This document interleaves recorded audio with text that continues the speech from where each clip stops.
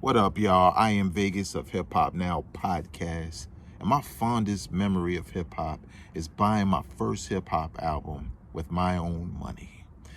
Now, prior to that, my brother was a DJ.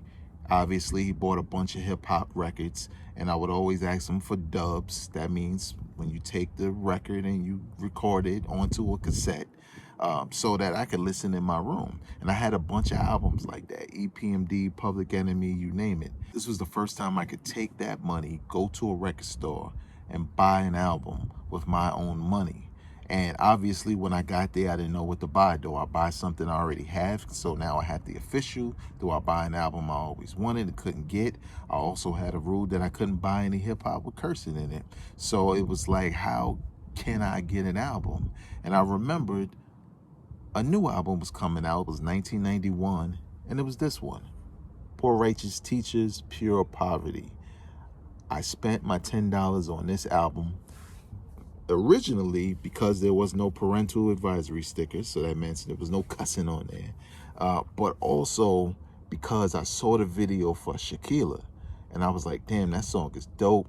I love that record. I've heard some good things about this album. I should pick it up.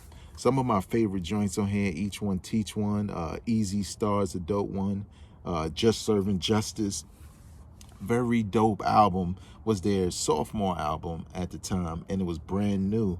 And I think I was excited because not only was this my first time buying a record with my own money, but it was a brand new album. So it was like I could be in the conversation of, oh, you don't have this album? Well, these are my thoughts. You know what I'm saying? With my friends, with my brother, whoever.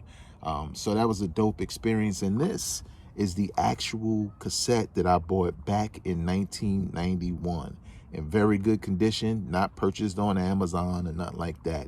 This is the actual joint in very good condition. The tape, tape ain't popped, none of that, not scratched off or none of that. Cassettes back then had an extra photo of the group. Then the inside, shout outs and all that good stuff on there, credits.